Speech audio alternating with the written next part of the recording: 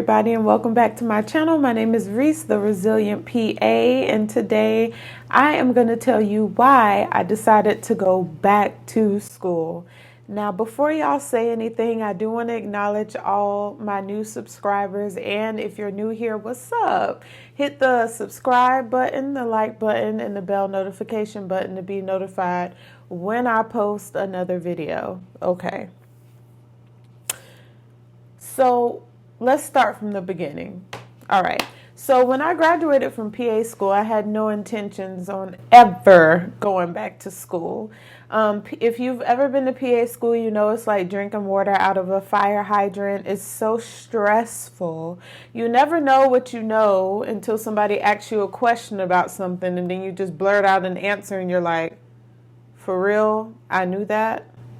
Yeah. So, I mean, PA school was definitely a unique experience, an experience that I wouldn't have traded for the world, but at the same time, it was a stressful experience. I mean, yeah, it caused a lot of things to come out and come to light for me. So, for me, like, I had no want, no desire, no plans to ever go back to school.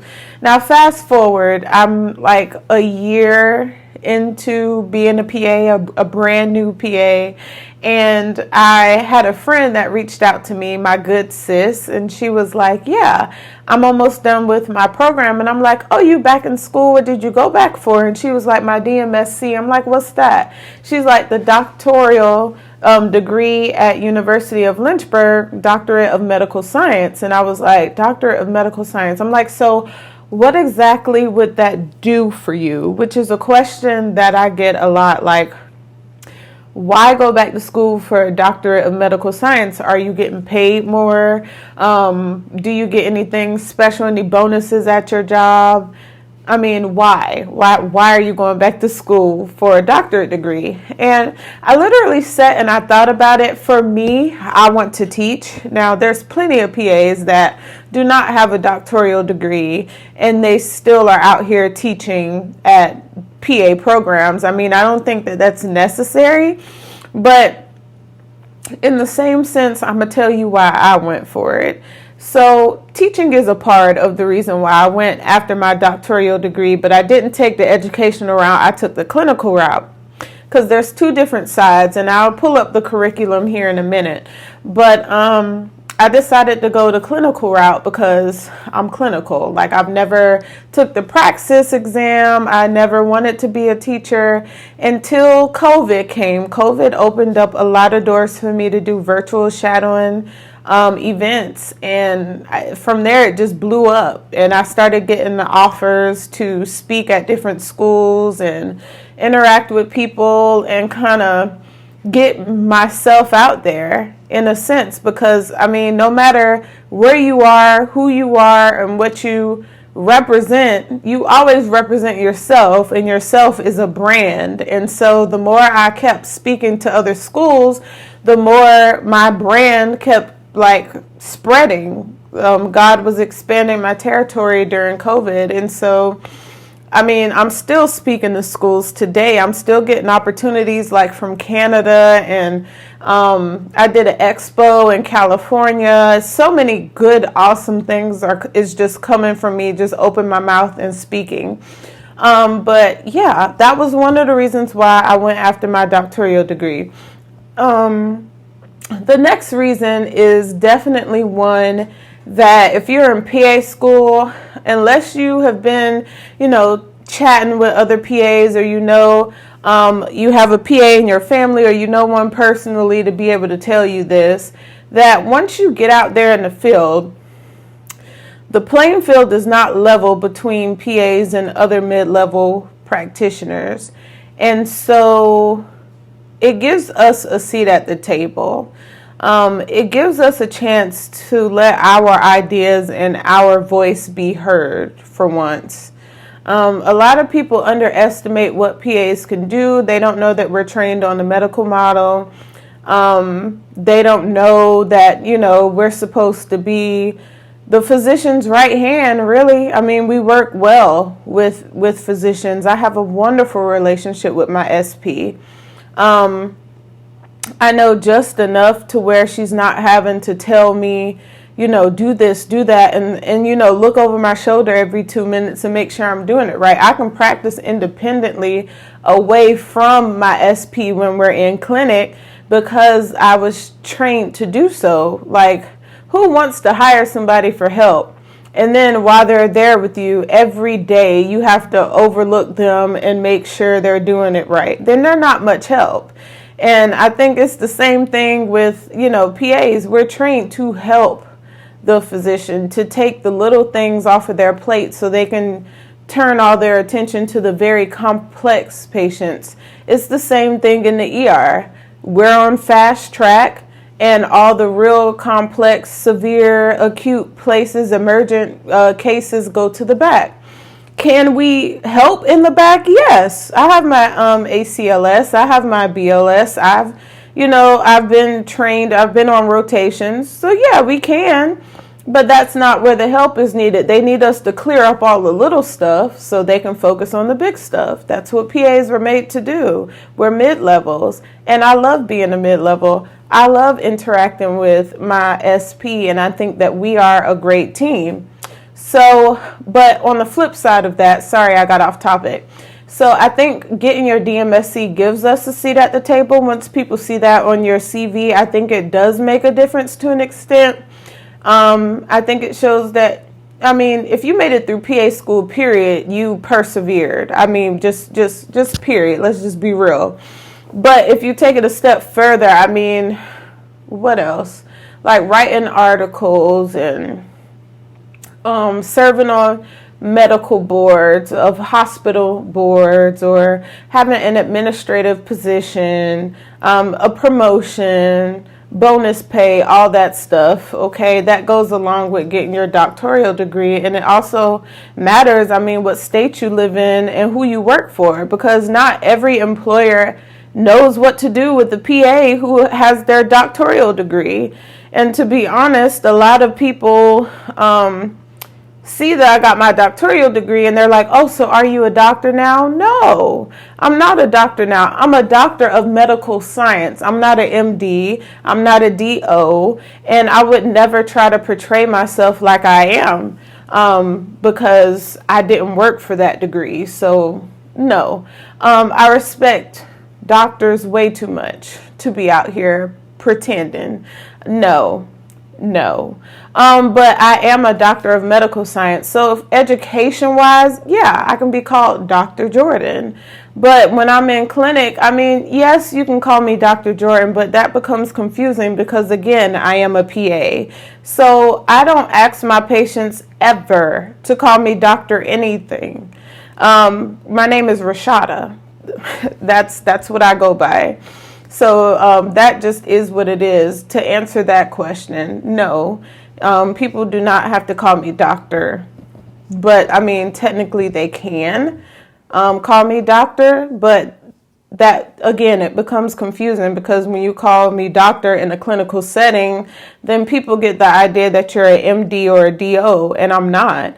So I just go by my first name because PAs have a suffix, not a prefix. And so you just call me Jordan. Just call me, Reese, just whatever. Really don't care. And yeah, that's just that. So number one, just to recap, I went after my DMSC because I want to teach. And I went after my DMSC because I want a seat at the table, not just to advocate for PAs at a state level, but I also want to continue to advocate for PAs at a national level. I was a part of NCCPA for 2 years. We did do some wonderful work. PAs do that whole campaign. That was wonderful. But my work is not done. I do have a mentorship program, and I am helping people, with guidance and through interviews and applying to CASPA and getting their mind right and all that stuff. But my work is still not done as a PA, especially as a PA of color. I would love to see more students of color get into PA school. I do want to open the door and bridge the gap for that to happen. And there are a lot of other PAs of color that do too. So I'm excited. The National Black Honor Society of Black Physician Assistants, and then also the Physician Assistants of Color are two organizations and programs that highlight exactly how many Black PAs there really are. There's a lot of us, but sadly, that's still only 3% of the whole profession. And so I would love for us to see some more Hispanic, Latino, Latinas.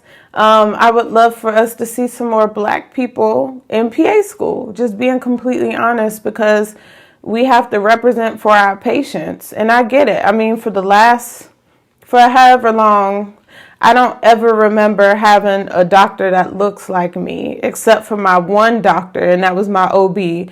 And she was an African that had relocated, I think, from Sierra Leone or something over here. She's super smart, loved her to death, felt comfortable with her.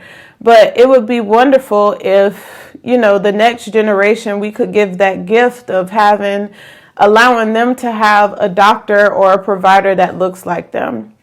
And then last but not least, I went for my DMSC just because I felt like, listen, my first degree was for my grandpa, my second degree was for my mother, but this one is personal. I literally, so in the beginning I told you I had no intent, no plan, no desire, no nothing to go back to school. I had used all the money I could use from Uncle Sam, and I wasn't going to be borrowing no more money. I mean, I'm with Great Lakes, I don't need them calling me, asking me for their money back. Where they money at, I don't know. When I find out, you'll know, because of course they know everything. So I'm just like, I don't know where your money at. And I just didn't want to borrow no more money for them. But after looking at the pros and the cons of having my DMSC, like I said, the pay, having a seat at the table, being able to teach, the way it looks on your CV, also learning the backside, the business side, the legal side of being a PA. That's the stuff we don't learn in school. So the statutes of limitation, what does it really look like to get sued for malpractice? What is EMTALA?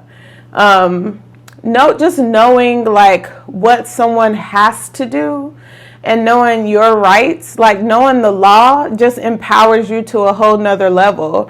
And people wouldn't expect you to know that, but once it come out their mouth, they're just like, oh, and then it's kind of like you put them in a corner, and it's just like, oh, well, I better get my stuff together, because she knows I am at least supposed to, like EMTALA, for example, supposed to give each patient a proper workup when they present to the ER, or if somebody collapsed outside in the parking lot, so those type of scenarios that we had in school in my doctoral program really helped me.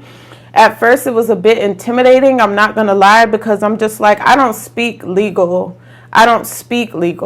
That all of that is very overwhelming at first, but my teacher was spot on. He was like, oh, hey, like at first you're going to feel like it's very overwhelming, like you don't know anything. You're probably going to feel like you're going to fail, but I promise, like after a couple of weeks, it's the same thing. You'll get used to looking up the law, looking up statutes, and then writing on it. And I mean, I didn't believe him at first. And the first couple of weeks were really hard, and I just was like, dang, do I have to contact my advisor and ask them, do I want to slow down a semester, because I might have to retake this class, like, child. But really, I ended up passing, and I was so thankful for that. Also learning the different kinds of healthcare, all the different kinds of models. Universal healthcare in Canada. Okay, we're all familiar with that. Bernie wanted us to have universal Medicare for all, and all the things, but it wasn't until I started pursuing my doctoral degree I realized that would never work. It's a great idea in theory, but the way our political parties and all that is set up, trying to get us to agree, trying to get the Republicans and the Democrats and the non and all the other people on the same page, They've been talking about this since 1977 or maybe before then. It ain't happened yet. I don't think it's going to happen. Redesigning our whole healthcare system, we would need to come up with a pay rate, because that means healthcare providers will not be able to get paid how we getting paid now. I mean, our healthcare system sucks, and it works for some, and it works for a lot in a sense, but we could still do better. And I don't know what that would look like, but I know universal health care for all would not be it, because I know that there's probably some doctors, some mid-levels, some specialties that will not be willing to take that cut, not in pay. I think America, for providers, make the most money here, because of our healthcare system. And yeah, it's not the best, but I mean, it functions in a way, but it functions for the wrong reasons, for the wrong things. I think that it would take people actually coming together and trying to be unified and able in order to be able to do something like that, because that would be huge. But I didn't really give it thought. I really didn't ever research it, let alone look up like news articles where I'm talking about scholarly articles on healthcare systems and what that would look like, how it looks in other countries, and what it potentially might look like in the United States. It expanded my mind, especially global health. Who knew that TB was still an issue? I mean, seriously. Over here, TB is not an issue, but in other countries, TB is a big issue. TB, HIV, I mean, all these things that I learned about, and we actually had to pick a disease, pick a country, write about it. I mean, it was so much that I learned in my doctoral degree, and I just think it's a wonderful thing to have up under your belt. Do you need it? Probably not. It's not required anywhere. It's not written in stone anywhere or concrete that you're going to get a pay raise. But when you do update your credentials in your CAQH profile, I mean, come on, like insurance companies do reimburse a little bit more because you have those credentials backing you. Same reason why. Well, no, that's not the reason. I went for my CAQ because I knew I wanted to stay in psych. And if I ever moved away from my first job, a lot of jobs for PAs in psychiatry was recommending or wanting you to have the CAQ. And the CAQ is good for 10 years. So I took it. I passed. That was totally different. This one, that is to help secure that I stay in psychiatry, secure me, secure the bag. This one is more so just so I can have more of a leadership role, an administrative role, more a seat on the table. My voice can be heard, all the things like what I said earlier. I feel like that's really important for us. While AAPA, and you know, like I never worked with AAPA. I have no idea what they're doing, but I know that they're our, National Association of Physician Assistants, the American Association of Physician Assistants, or Physician Associates, excuse me. So I know that they advocate for autonomy, or they're trying to level the playing field with us and other mid-levels and all the things. But I do feel like having your DMSC helps with that a little bit more.